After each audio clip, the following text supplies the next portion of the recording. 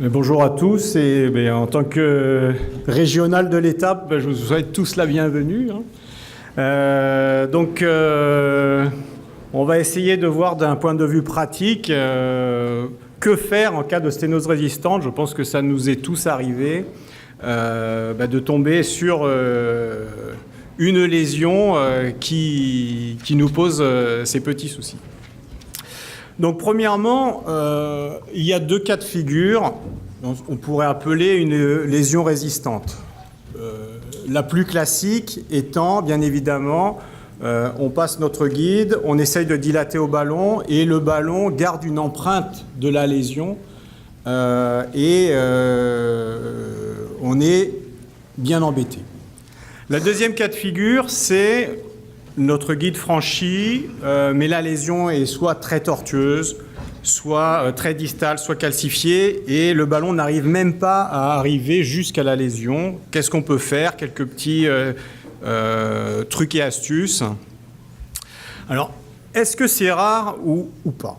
Eh bien, en fait, en regardant un petit peu les derniers cas qu'on a fait dans notre CATLAB, on s'est rendu compte que finalement, ce n'était pas si rare que ça, et que même c'était de plus en plus fréquent. C'est-à-dire qu'on s'attaque de plus en plus finalement à soigner des patients âgés qui sont calcifiés, des lésions de plus en plus complexes, et donc finalement on va être confronté à ce cas de figure de plus en plus fréquemment.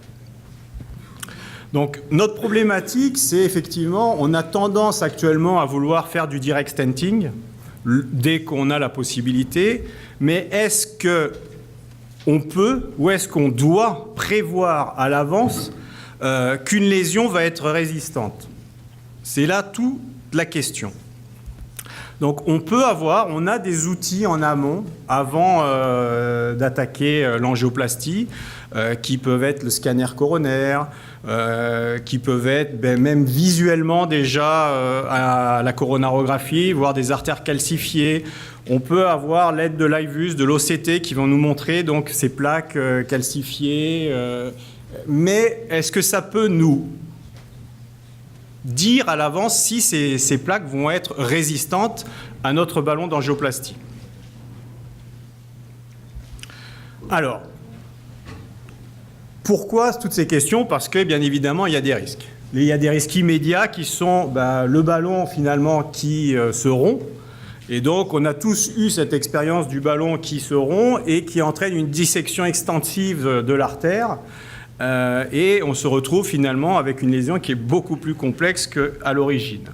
On a bien évidemment des défauts de déploiement du stent, voire des thromboses précoces de stent, et à moyen et long terme, des occlusions chroniques finalement qui sont liées soit à une mauvaise expansion de ces stents, soit des fois à finalement des ruptures des mailles des stents parce que les mailles appuient sur une épine calcaire qui entraîne ces dégâts.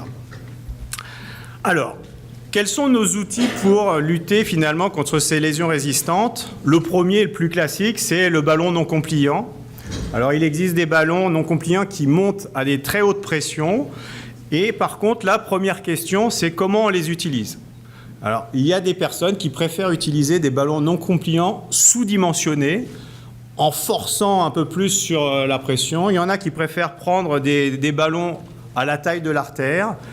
J'ai vu des gens qui donnaient des à-coups en disant « Tiens, on ne sait jamais, on passe de 24 à 28 d'un coup comme ça. » Voilà. Est-ce qu'on doit faire ça en plusieurs fois ou pas? C'est-à-dire que est-ce qu'on gonfle le ballon, on attend, l'artère se repose, on remet, on fragilise un peu la plaque? Il n'y a pas vraiment de consensus. Chacun a un peu sa petite recette là-dessus. Je ne vais pas vous donner la recette, moi. J'utilise un peu tout ce que je vous ai dit. Le deuxième petite astuce que je peux vous donner qui marche quelquefois, c'est l'utilisation concomitante d'un ballon non compliant et d'un guide que l'on met en parallèle du ballon. Et en fait, le ballon va se gonfler et plaquer le guide contre la paroi calcifiée et va avoir un effet un peu comme un mini cutting balloon et cisailler un peu la plaque résistante. Après, il y a effectivement des outils plus classiques qui sont donc, comme on a parlé, le cutting balloon. J'ai vu qu'il existait Angioscute, FX Mini-Rail qui était finalement ce ballon, vous voyez, avec un guide qui est en latéral. Tous ces outils existent. Le plus dur parfois, c'est de les faire passer la lésion. Donc, c'est pas toujours évident, mais quand on arrive, le résultat peut être très favorable.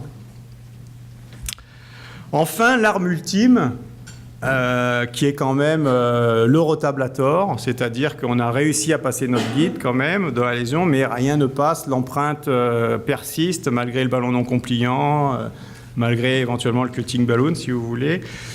Et il faut savoir que grâce au rotablator, on peut venir à bout de l'ensemble de ces lésions calcifiées.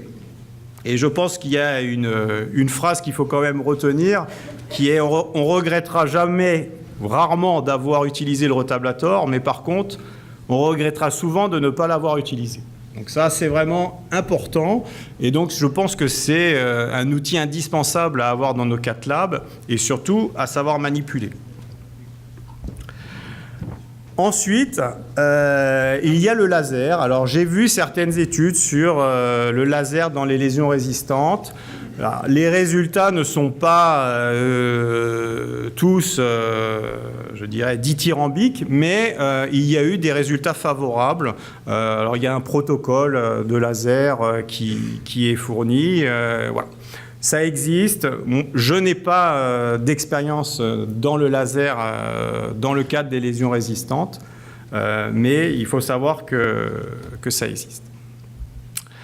Alors ensuite, deuxième petite partie, c'est les lésions qui, elles, nous résistent, mais uniquement parce qu'on manque d'appui ou de support. Donc, des petits trucs et astuces, éventuellement, que vous connaissez, qui sont bien évidemment utiliser des guiding cathéters un petit peu plus larges que ceux dont on a l'habitude.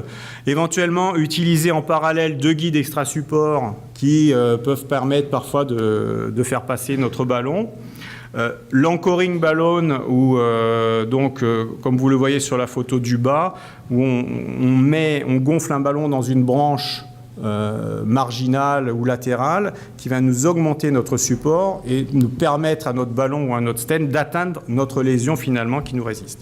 Et enfin, l'extension de guiding cathéter. Donc, chez Boston, ça tombe bien, ils en ont un qui s'appelle le Guidezilla, donc qui permet finalement d'aller en contact de la lésion, voire parfois de la dépasser, et donc de pouvoir délivrer le stent au-delà de la lésion, retirer cette extension et pouvoir gonfler le stent tranquillement. En conclusion, donc, vous avez vu que c'est des lésions qui sont fréquentes. On a tous été en face de celle-ci. Il faut savoir qu'on a donc on a les armes pour finalement vaincre ces lésions, mais le plus important, c'est comment est-ce qu'on peut les prévoir à chaque fois. Voilà. Est-ce que des fois, on ne se lance pas dans la bataille un peu trop tôt et on n'a pas prévu que la sténose va nous résister. Et donc, sur ce fait, je vais passer la parole à Christophe qui va nous évoquer son cas clinique. Et puis, éventuellement, après, on répondra ensemble à quelques questions.